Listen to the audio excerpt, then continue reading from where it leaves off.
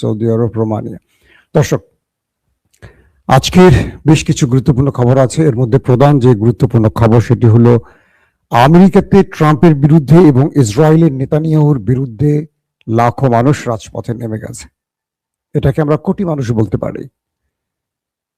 কেবল এই যুদ্ধের জন্য এই দুজন মহা চাপে না, এবার নিজের দেশের মধ্যে তাদের পদত্যাগের দাবি উঠে গেছে। কিভাবে সামলাবেন? অন্যদিকে ইরানকে ঘায়েল করতে গিয়ে দুর্দান্ত যে চালগুলো দিয়েছিল এই দেশ দুটো, সেগুলোকে ভেস্তে দিয়ে ইরান তাদের উপর নতুন চাপ সৃষ্টি করে খেলার কন্ট্রোল তার হাতে নিয়ে নিচ্ছে। পাশাপাশি ইয়েমেন দ্বিতীয় দফা আবারও নেতাকাকুর বাড়িতে হিট করেছে। পাশাপাশি হিজবুল্লাহর খেলা তো চলছেই।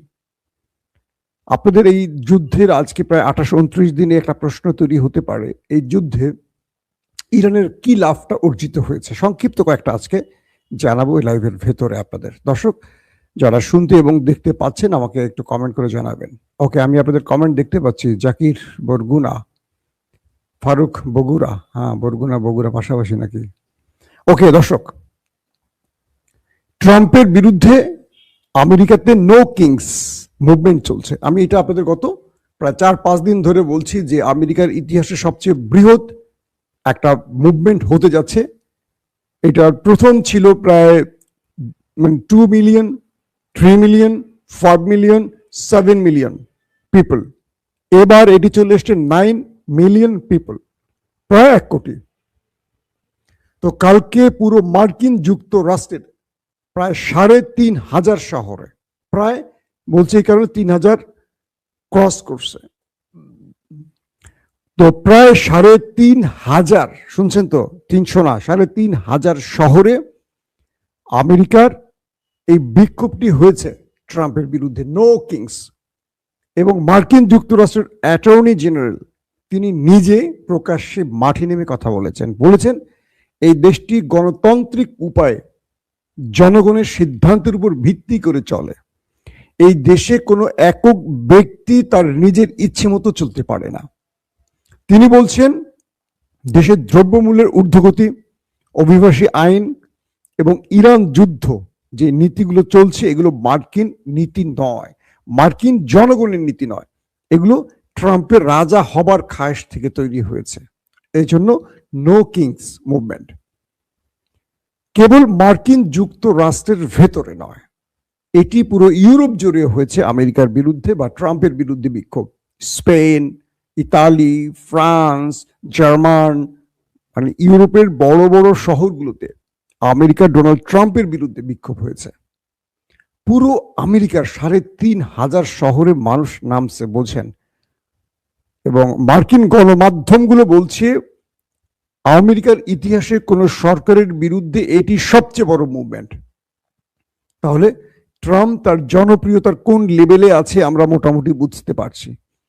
ট্রাম্প ইরানে হামলা করে তিনি ভুল করলেন না তিনি সঠিক পথে আছেন, আশা করি তিনি এই মুভমেন্টের পর বুঝতে পারছেন। ট্রাম্পকে প্রশ্ন করা হয়েছিল, আপনি এই লড়াইতে বা এই যুদ্ধটা যে শুরু করেছেন আপনি কি নিজেকে সফল মনে করছেন? তিনি বলছেন হ্যাঁ আমি সফল, আমার লক্ষ্য অর্জিত হয়েছে। এবং তার যে ভাইস প্রেসিডেন্ট জেডি ভেন্স তিনিও গণমাধ্যমকে বলছেন যে ট্রাম্প দ্রুত যুদ্ধ বন্ধ করবে, কারণ তার লক্ষ্য অর্জিত হয়ে গেছে। এখন আমরা লক্ষ্যগুলো খুঁজি কি কি? ইরানের রেজিম চেঞ্জ সম্ভব হয়নি, ইরানে খার্গ আইল্যান্ড দখল সম্ভব হয়নি, ইরানের কোনো ভূমি দখল সম্ভব হয়নি, ইরানের নিউক্লিয়ার প্রজেক্ট বা নিউক্লিয়ার ইরানের যে প্রজেক্টগুলো চলমান এগুলো বন্ধ সম্ভব হয়নি। ইউরেনিয়াম 60% ইউরেনিয়াম ইরান আমেরিকার হাতে তুলে দিয়েছে, সম্ভব হয়নি। ইরানের ব্যালিস্টিক প্রোগ্রাম, ব্যালিস্টিক মিসাইল যে প্রোগ্রাম, এটিও বন্ধ হয়নি। আমেরিকা যে অনুরোধ করেছিল 1,000 কিলোমিটারের নিচে ব্যালিস্টিকের দূরত্ব মানে রেঞ্জ কমানো, সম্ভব হয়নি। তাহলে লক্ষ্য অর্জিত হয়েছে কোনটা? আলী খামেনির হত্যা। মার্কিন গণমাধ্যমগুলো বলছে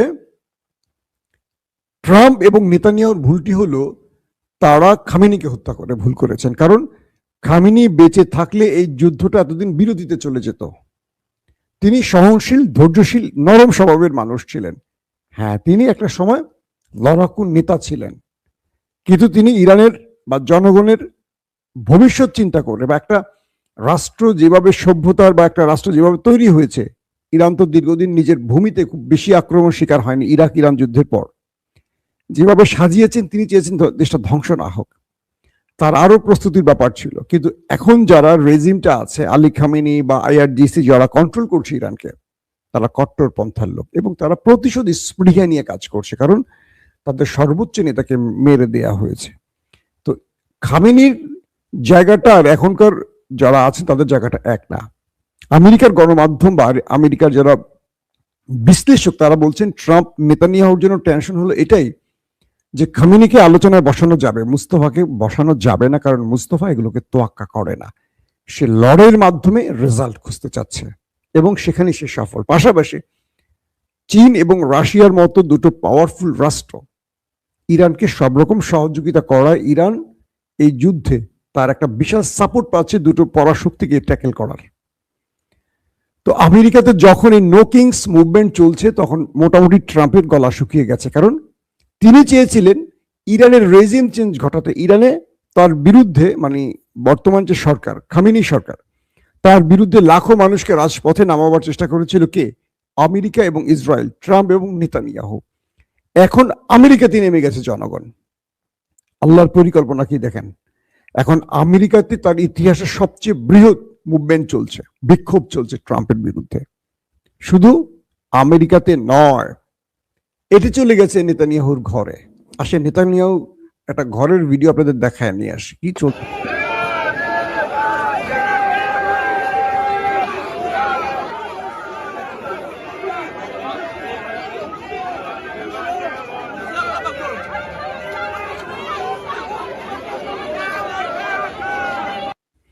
আপনারা দেখছেন খোদ নেতা কাকুর বাড়ির দৃশ্য। এখানকার মানুষ রাস্তায় নেমে এসছে, তারা বলছে নেতানিয়াহুকে পদত্যাগ করতে।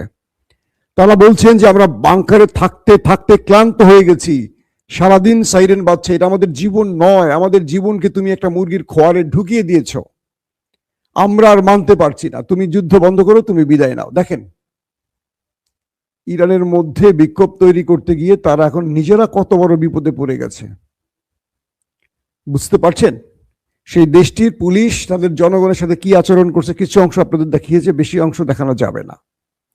কেন তারা রাস্তায় নেমেছে বলেন? আরেকটি দৃশ্য দেখা, এটা আমি আপনাদের আগে একবার দেখাইছিলাম। দেখেন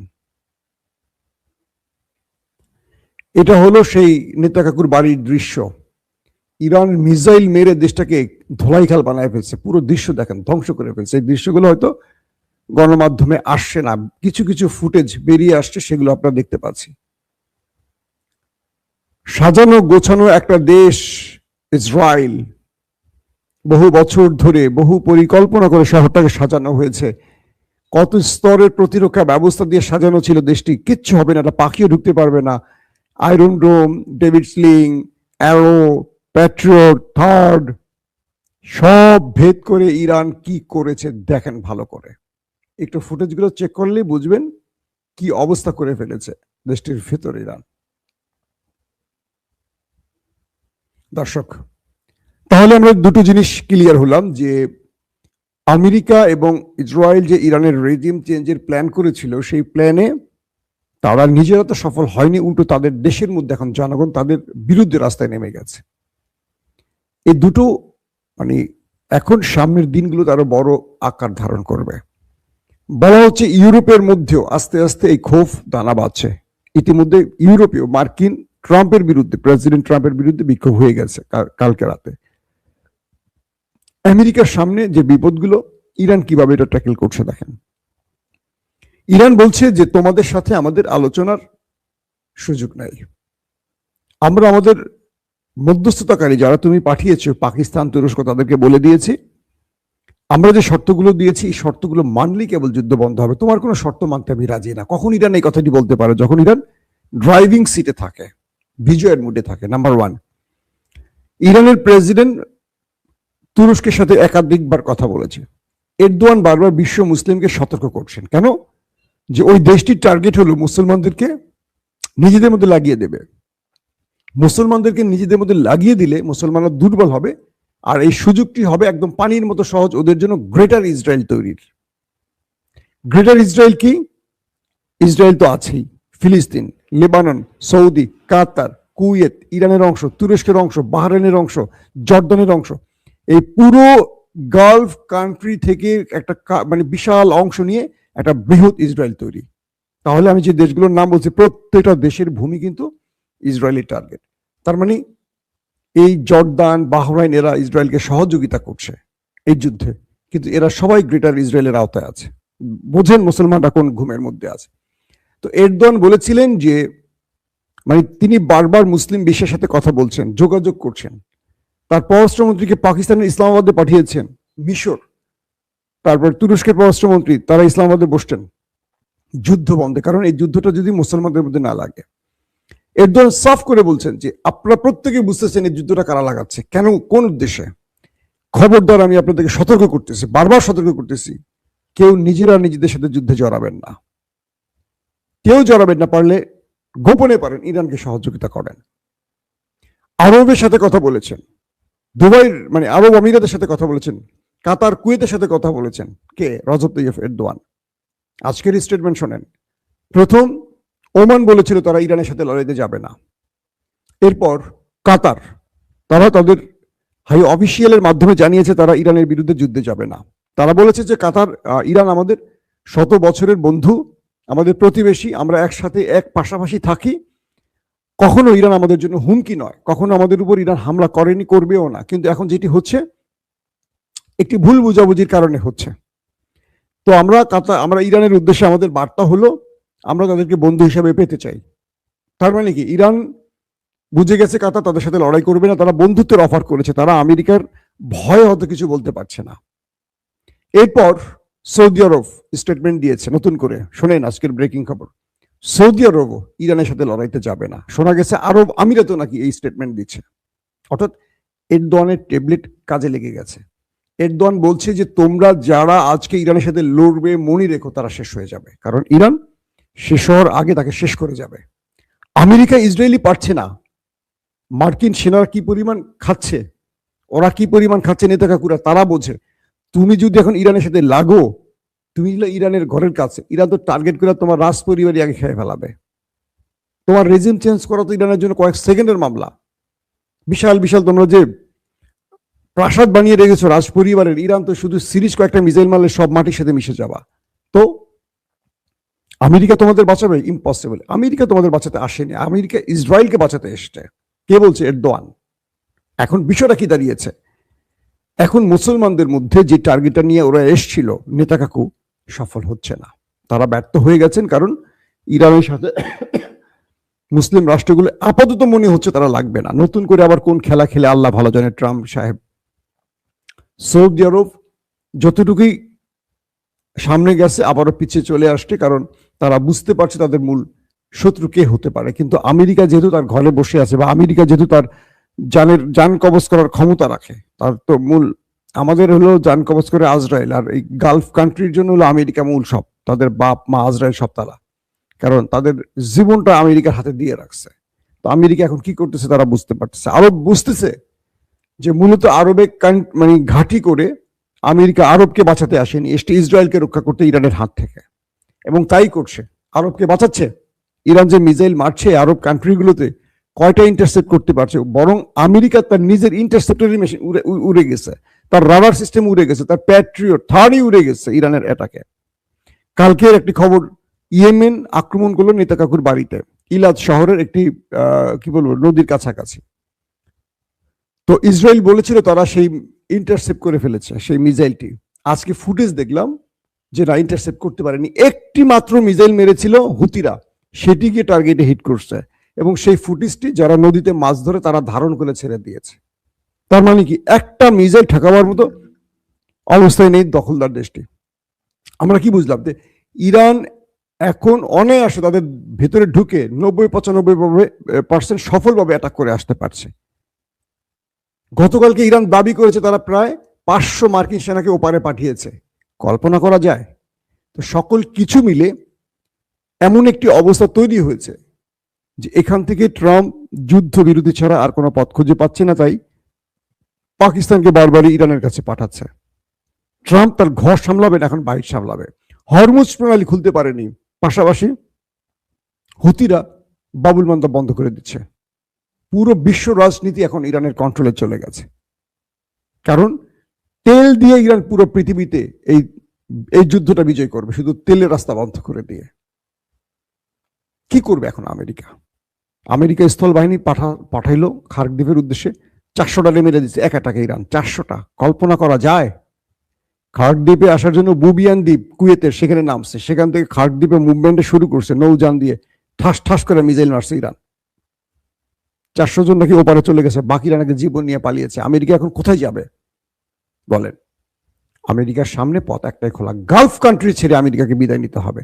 আমেরিকা যদি গালফ কান্ট্রি ছেড়ে দেয়, আরবের সাথে ইরানের বন্ধুত্ব হবে, আরব ইরান একটা জোট হবে, শক্তিশালী মধ্যপ্রাচ্য তৈরি হবে, আর দুর্বল হয়ে যাবে ওই দেশটি মসজিদুল আকসা যারা থার্ড টেম্পল বানাতে চায়। নেতা সাহেবেরও রাজনীতি প্রায় দি এন্ডের দিকে, বুঝছেননি? আপনারা কি বুঝছেননি? নেতানিয়াহু এবং ট্রাম্প তাদের ক্যারিয়ারে, রাজনৈতিক ক্যারিয়ারে সবচেয়ে বেশি চাপে আছেন এই মুহূর্তে। এই চাপ সামলে তারা কতদিন চলতে পারবেন হয়তোবা সামনের দিনগুলোতে বলা যাবে। এখনকার মতো বিদায় নিচ্ছি, প্রত্যেকে ভালো থাকবেন, আল্লাহ হাফেজ।